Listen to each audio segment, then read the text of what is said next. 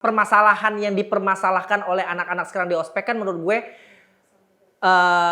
kayak misalnya dijemur nggak pakai tenda, men jangan nunjukin banget lah mental lo lemah banget.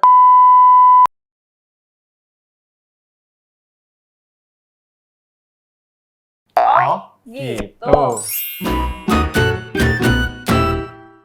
Halo kawan-kawan, balik lagi di konten Oh, gitu. Bareng gue Santi. Gua Heri. Gue Nanda. Dan gua Ar. Dan kali ini kita mau ngebahas tentang pengalaman ospek. Ospek. Kayak udah 10 tahun lalu gitu. Aduh. Dia 10 tahun, kita berapa tahun? Lu berapa tahun? 12? Gua 12 tahun yang lalu. 12 tahun yang lalu. 13 tahun yang lalu. Ya ini mah gak usah ditanya, ini masih 2015 saya. Masih kinyis-kinyis. Mbak, iya.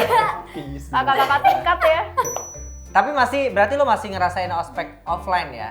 Iya dong. Iya.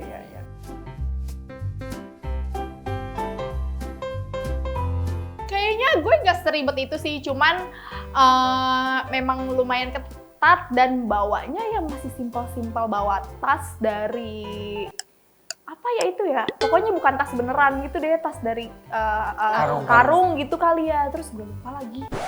Terus bikin iket-iket rambut, gue lupa waktu itu warna apa, kalau nggak salah ilkom kuning ya, kalau nggak salah, kunci rambut 2. Terus cuman yang bikin agak melelahkan memang tidak boleh bawa kendaraan ya. Oh iya. Iya. By the way, ospek di tempat gue itu nggak wajib sebenarnya. Cuman ya menurut gue nggak ikut ospek ya sama saja tidak menjalani proses buat jadi mahasiswa kan. Menurut gue ya. Jadi akhirnya gue ikut. Cuma sebenarnya bukan yang ribet sih, tapi menyebalkan menurut gue.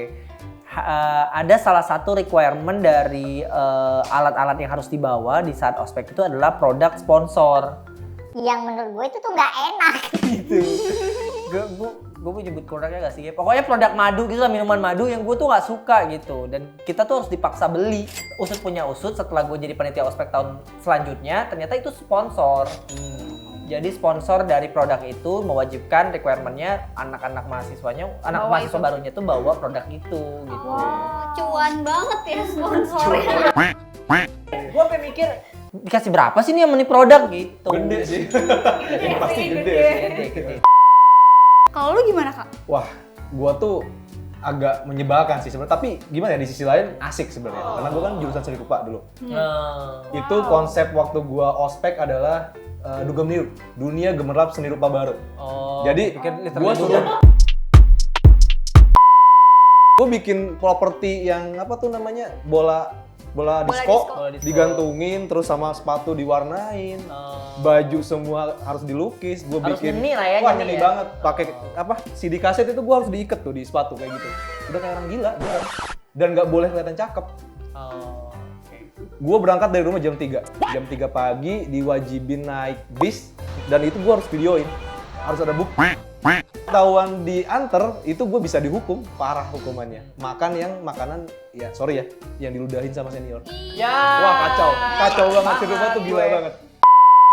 Kalau gue sih waktu itu kayak parahnya, dan ini agak ribet sih. Jadi jarak dari pengumuman sama jarak dari Pengumuman. persiapan barang-barang ospek sampai ke ospeknya tuh cuma sebentar, kayak cuma seminggu. Dan itu tuh persiapannya tuh bener-bener kayak yang kita harus bikin kayak rok tapi dari tali rafia.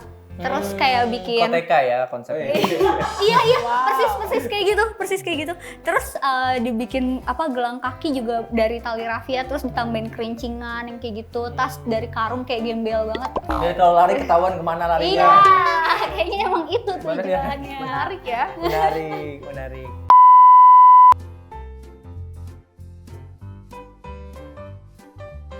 Kalau gue sih cinlok sama satu grup. Satu oke. grup aja. Jadi kayak karena perantau kan, baru ke kota itu belum punya teman, jadi baru ketemu temennya tuh di senderan situ. ya. Terus kayak kok kosannya sebelah-sebelahan nih Kak gitu. Oh, kosan lu campur? Sebelah-sebelahan tuh bisa kayak di gedung yang berbeda sih ya. Maksudnya kosan gue tuh sebelah di kosan dia juga gitu.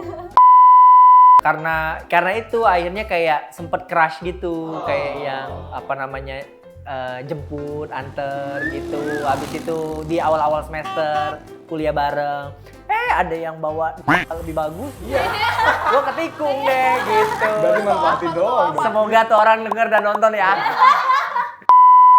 Kalau gue jatuh cinta, cinlok atau apalah, nggak ada sih di kampus sama atasan lagi, sama kakak. Sama atasan nih. Masalahnya atasan kita cewek. Sama kakak kelas atau sama adik tingkat, kayaknya nggak ada deh. Iya, waktu dia jadi panitia ospek maksudnya. Iya, nggak ada juga sih. Gua tuh kalau sama satu jurusan enggak. Karena kalau senior itu kebanyakan cowok kan. Cewek-ceweknya gitu. pasti aneh-aneh. Ceweknya tuh aneh-aneh Di rumah pasti. tuh nggak ada ceweknya ya? Ada, cuman freak, bener freak. Lebih ke freak sama dari stylenya juga bener-bener ya ekstrim Nyentrik lah. gitu ya. Nyentrik, Nyentrik ya, nyentrik. anime gitu. Iya, pokoknya aneh-aneh lah pokoknya. Wibu. Kayaknya buat jadi gebetan tuh kayak enggak deh gua gitu. Cuman gue pernah kayak naksir ke pas gua lagi jadi panitia ospek, gue naksir sama jurusan lain. Tapi sebenarnya tuh kayak gue dapet bocoran dari teman-teman gue kayak Itu dia juga suka sama lu. cuma karena gue nggak pede, waktu itu gue gondrong terus berantakan gitu, kayak kayaknya dia nggak mau deh sama gue yang kayak gini gitu. Dia ngatain orang freak padahal dia juga freak sebenarnya. Justru itu, udah gue freak harus jadian sama yang freak juga kan nggak lucu dong ya. Iya. Kalau gue nggak pernah sih, karena dulu kan gue masih jelek ya. Gimana? Taduh.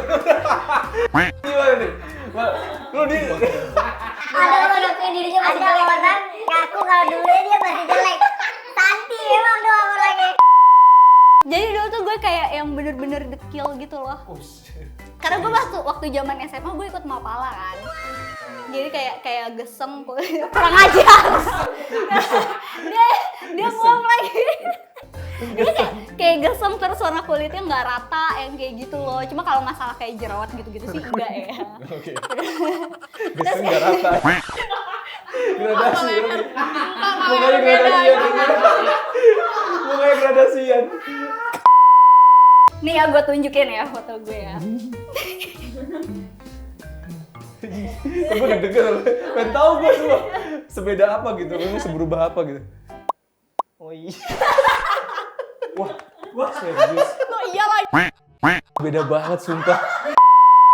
Nah, dari kemarin kan ramai banget nih yang ngomongin ospek dijemur gitu kan, nggak pakai tenda gitu, terus rame nggak memanusiakan orang lah kalau kata anak-anak generasi sekarang.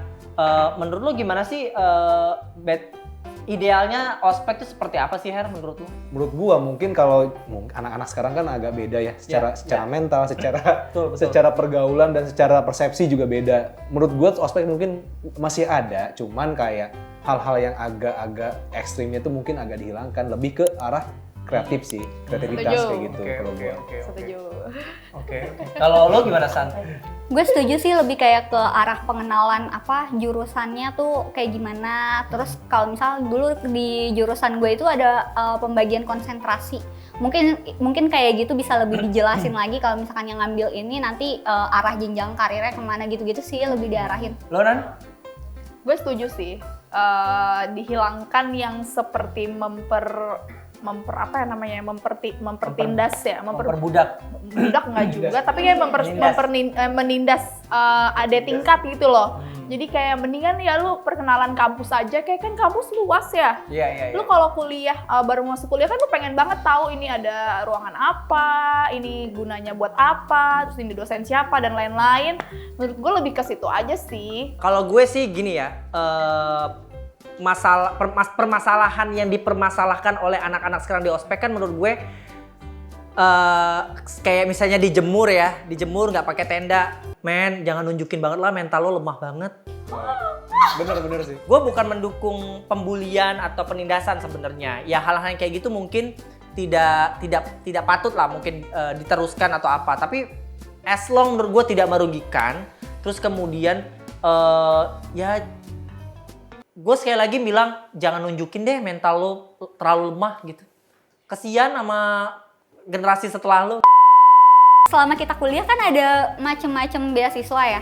Terus kalau misalkan kayak contoh, kita ambil contoh beasiswa yang ke luar negeri gitu ya. Iya. Tapi misal nih dari temen-temen lo atau senior lo atau junior lo ada yang ngambil beasiswa itu tapi mereka nggak mengabdi di Indonesia gitu. Menurut lo itu gimana sih? Ini kayak yang lagi rame tentang LPDP, Iya. banyak yang nggak pulang buat ngabdi ya. Betul.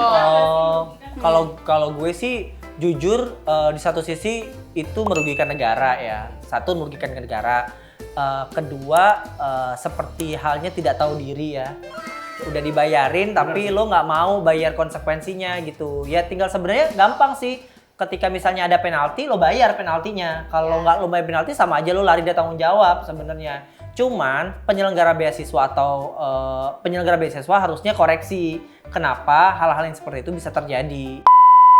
Oke kawan puan, segitu dulu konten Oh, gitu.